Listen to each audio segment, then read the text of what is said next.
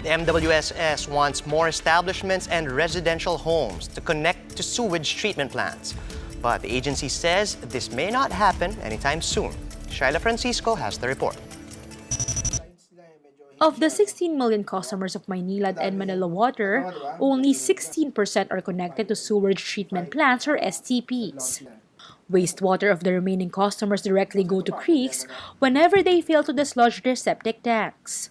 This adds pollution to the Manila Bay.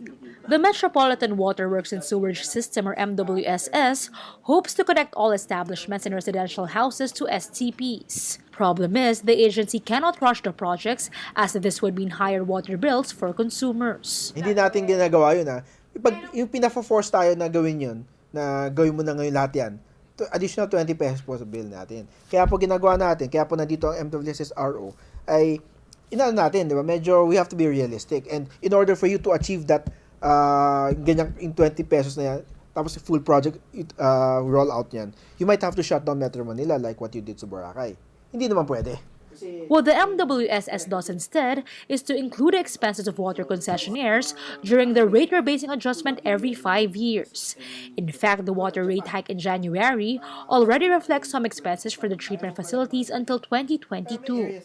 The remaining expenses for the projects will be spread out in the next 3 years. So ginagawa po natin dahan-dahan ang paglatag ng mga proyekto para po hindi po masyadong lumobo ang ating mga water tariff. Ito po ay para sa benefit po ng ating publiko kasi sila din naman maapektuhan pag madumi ang environment nila. Kasi hindi mo naman na matatakasan yan Both water concessionaires have until 2037 to connect all customers to the STPs. But the MWSS says it is possible to fast-track it to 2027. In case this happens, new projects will be implemented starting 2022. But for the MWSS, government agencies should also focus on relocating informal settlers if they are serious in cleaning Manila Bay and its creeks. Indirect discharge po yan Hindi po yan dumadaan sa mga any sewage treatment plants. Yung mga nakatira po na informal settlers sa mga estero. For its part, the DILG admits that this remains a challenge. It said local government units where relocation sites are located have been slow in giving clearances.